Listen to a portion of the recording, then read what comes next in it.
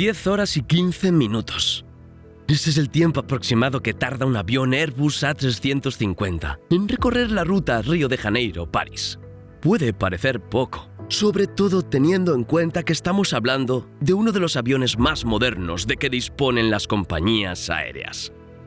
Sin embargo, hace casi 50 años, el 21 de marzo de 1976, un avión salió de la capital francesa y llegó al aeropuerto brasileño de Río de Janeiro en exactamente 7 horas y 26 minutos después del despegue.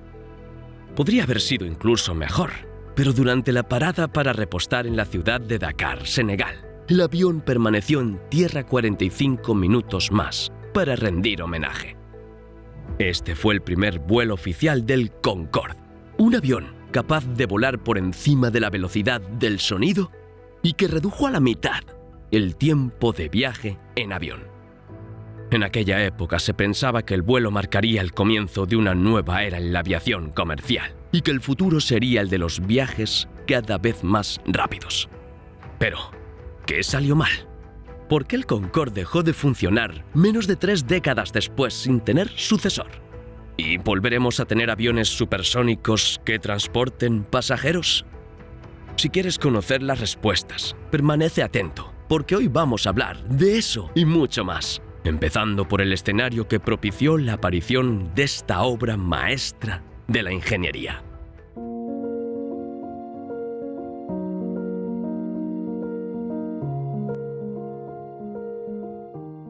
Ser el más rápido en la aviación comercial puede ser solo una cuestión de comodidad, pero cuando se trata de la aviación militar, es una cuestión de supervivencia. Por este motivo, durante la Segunda Guerra Mundial, los países implicados en el conflicto invirtieron grandes sumas en el desarrollo de aviones que pudieran volar cada vez más rápido. El objetivo final era construir aviones que pudieran volar por encima de la velocidad del sonido, es decir, a más de 1.235 kilómetros por hora. Sin embargo, la hazaña solo se consiguió 2 años después del final de la guerra, en 1947, cuando el piloto estadounidense Chuck Yeager alcanzó una velocidad de 1.286 kilómetros por hora a bordo de un avión militar llamado Bell X-1.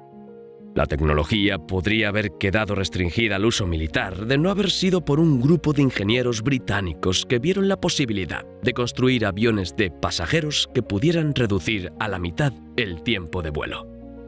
Hacia 1950, la British Aircraft Corporation empezó a trabajar en esta idea y unos años más tarde presentó el modelo Bristol Type 223. Al otro lado del Canal de la Mancha, los franceses del Sud Aviation desarrollaban el Super Caravelle, una versión supersónica del avión francés de mayor éxito en aquella época. Al darse cuenta de que estaban trabajando en proyectos similares, en 1962 los gobiernos de ambos países decidieron unir sus fuerzas. En aquella época existía la firme creencia de que los aviones supersónicos, también conocidos como SST, eran el futuro de la aviación comercial, y la unión entre Francia e Inglaterra hizo saltar las alarmas en la Casa Blanca. Temeroso de perder la carrera, el presidente estadounidense John Kennedy dio luz verde al Boeing para construir el modelo 2707.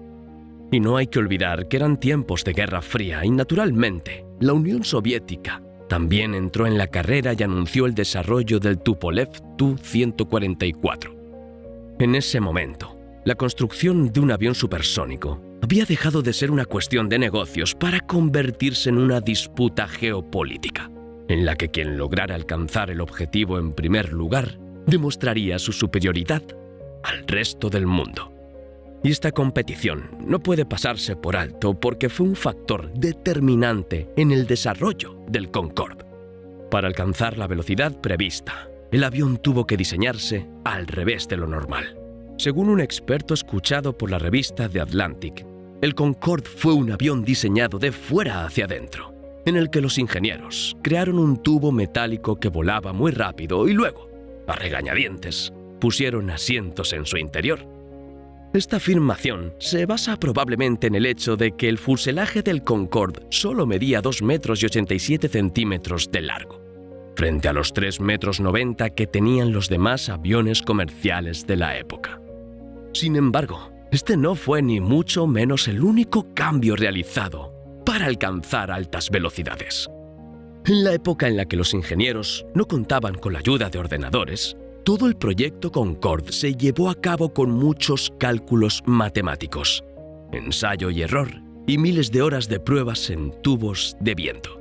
Así fue como el equipo llegó a la conclusión de que las alas en forma de triángulo serían la mejor opción para el avión. Las llamadas alas delta ojivales ayudan a reducir la resistencia del aire y también contribuyen a la sustentación en el despegue. Según un artículo de PBS, hicieron falta 5.000 horas de túneles de viento antes de que los ingenieros estuvieran seguros de que esta era la forma ideal. Sin embargo, la solución vino acompañada de un problema, que era el ángulo en el que aterrizaba el avión, lo que dejaba a los pilotos mirando al cielo y sin visión de la pista. El ingenio para resolver el problema creó quizás el elemento más icónico del Concorde, que era el morro con un sistema que se inclinaba durante los procedimientos de despegue y aterrizaje. Incluso con todos los avances aerodinámicos, no había ningún motor capaz de hacer despegar al Concorde y acercarse a los 2.000 kilómetros por hora. La solución fue tomar los motores del avión militar Avro Vulcan y realizar diversas modificaciones hasta que satisfacieron sus necesidades. Además de encontrar un motor adecuado, los ingenieros tuvieron que encontrar un material diferente para la construcción, ya que el aluminio utilizado en la mayoría de los aviones no resistiría las altas temperaturas. La fricción entre el fuselaje y el aire en los vuelos por encima de la velocidad del sonido hace que el avión se caliente hasta alcanzar temperaturas superiores a los 100 grados, lo que provocó que el Concorde aumentara su longitud en 20 centímetros durante el vuelo. En la búsqueda del material ideal, el equipo encontró una aleación de alúmina que se había desarrollado décadas antes, pero que nunca se había utilizado en aviación. Estas fueron solo algunas de las innovaciones introducidas por el Concorde que permitieron al avión despegar. Pero, como veremos, también fueron responsables, en gran medida, del fracaso comercial del avión.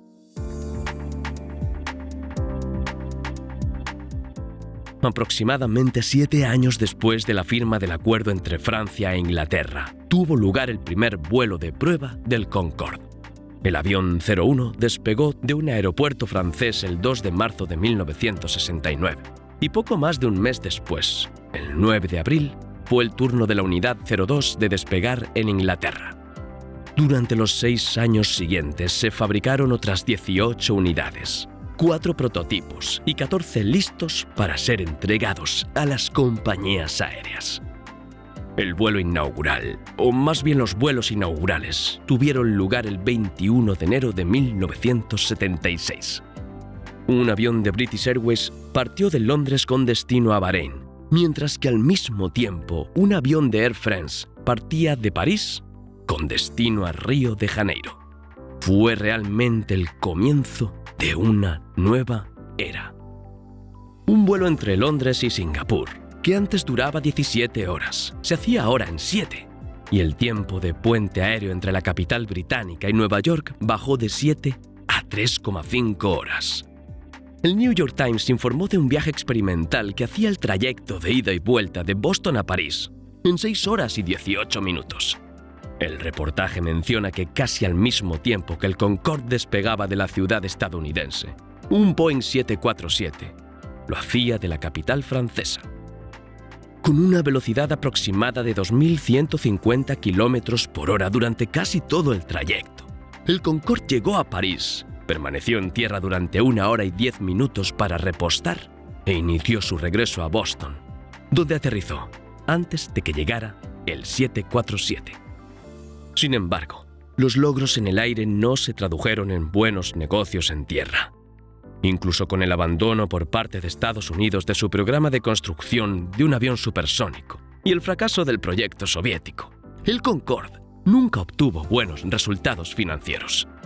Mientras se desarrollaba el avión, 16 compañías aéreas encargaron 75 unidades, insuficientes para cubrir los más de $3.000 millones gastados entonces en su desarrollo. En un intento de conseguir nuevos pedidos, en 1972 se envió uno de los modelos de prueba a dar la vuelta al mundo. La idea era hacer demostraciones y conseguir nuevos pedidos, pero el tiro salió por la culata. Tras ver la cantidad de humo que salía de los motores, los directivos de Japan Airlines cancelaron la compra de las 3 unidades que habían encargado. Y aunque miles de personas acudieron a los aeropuertos para ver aterrizar y despegar al Concorde, en general la gira hizo más mal que bien.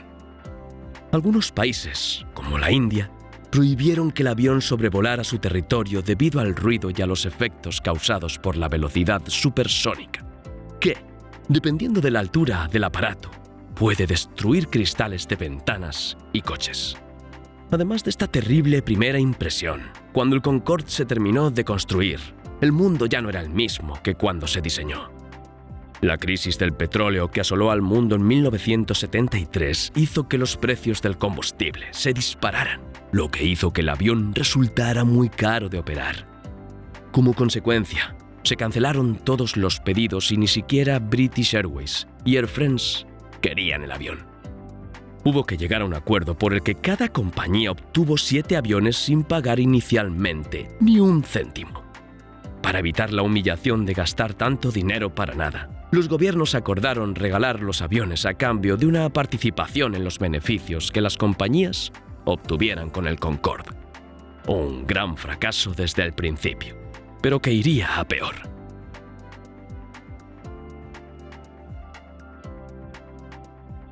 Las compañías no tardaron en darse cuenta del problema que supondría explotar este avión. En 1979, The New York Times informaba de que los altos costes del combustible y la baja demanda ponían en peligro el futuro del Concorde.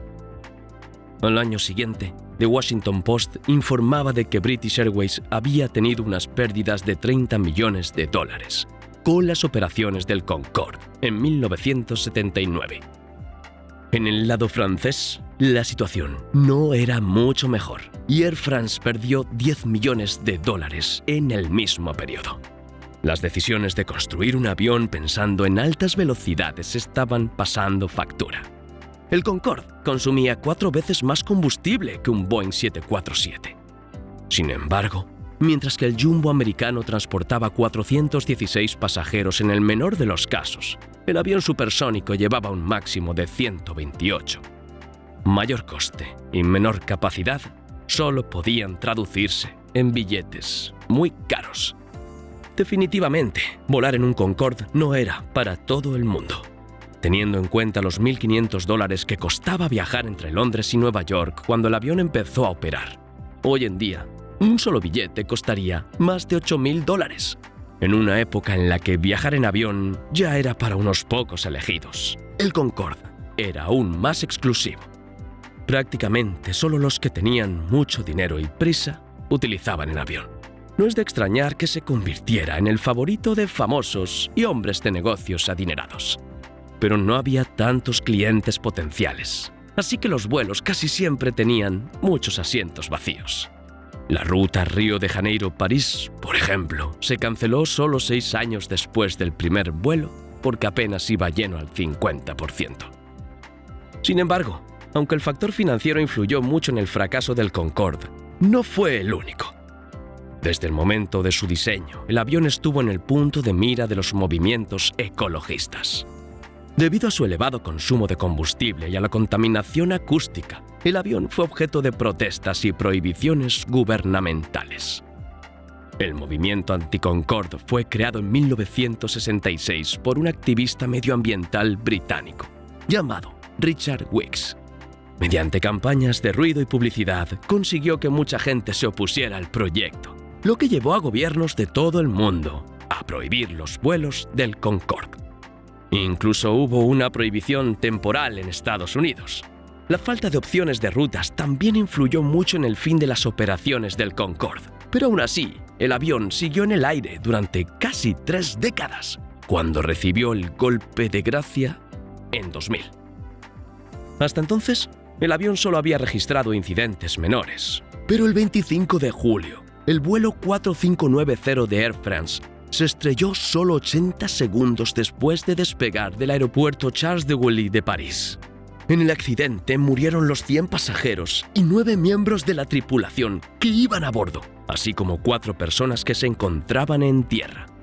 Tras el accidente, todos los aviones tuvieron que someterse a mejoras antes de poder volver a volar. Los cambios consumieron grandes cantidades de dinero de las aerolíneas y tardaron más de un año en completarse.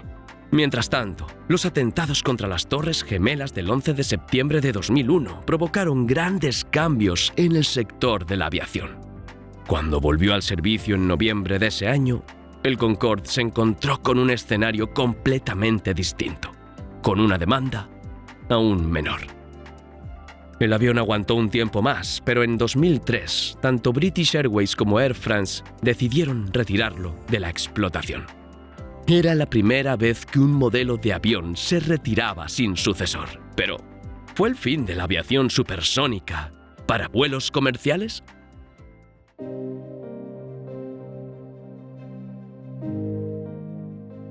Lo cierto es que, a pesar del fracaso del Concorde, otras empresas siguen viendo mucho potencial en la idea de un avión supersónico de pasajeros y están desarrollando diseños modernizados, como es el caso de la NASA y Lockheed Martin. Juntas, ambas empresas están desarrollando el X-59 Quest, que ha sido bautizado como el hijo del Concorde, y se espera que vuele a velocidades de hasta 1850 km/h. Esta velocidad ligeramente inferior, combinada con los avances tecnológicos, permitirá que el X-59 sea más silencioso que su predecesor. Hasta noviembre de 2023, el X-59 seguía en fase de pintura y su primer vuelo está previsto para 2024, iniciando la fase de pruebas que debería durar al menos hasta 2027. Otra empresa que intenta desarrollar un sustituto del Concorde es PUM Supersonic, que está diseñando el XB-1, el primer avión supersónico fabricado de forma totalmente independiente. Aunque todavía está en fase de desarrollo, el XB-1 ya ha realizado su vuelo inaugural, que tuvo lugar el 22 de marzo de 2024, en el mismo lugar donde Chuck Yeager rompió por primera vez la barrera del sonido hace casi 80 años. Como evolución del Concorde, el XB-1 cuenta con varios avances significativos, como el uso de combustible sostenible y un sistema de visión de realidad aumentada, que permitirá a los pilotos ver la pista incluso sin un mecanismo para bajar el morro del avión. La última actualización que hemos tenido es que en abril de 2024, el XB-1 obtuvo una licencia especial de la FAA para empezar a probar vuelos a Mach 1. Lo que nos acerca más que nunca a ver otro avión comercial alcanzar la velocidad del sonido. Entusiasmadas por los progresos del XB-1, algunas de las mayores aerolíneas del mundo han hecho hasta ahora pedidos anticipados de 130 reactores. Aunque el proyecto es prometedor, solo el tiempo dirá si el XB-1 ha aprendido de los errores del Concorde y será un digno sustituto. Si quieres conocer la historia de otro avión emblemático que dejó de fabricarse recientemente, haz clic en este vídeo que aparece en pantalla y amplía tus conocimientos sobre la desaparición del Boeing 747. Muchas gracias por verlo. Abrazos y hasta el próximo vídeo.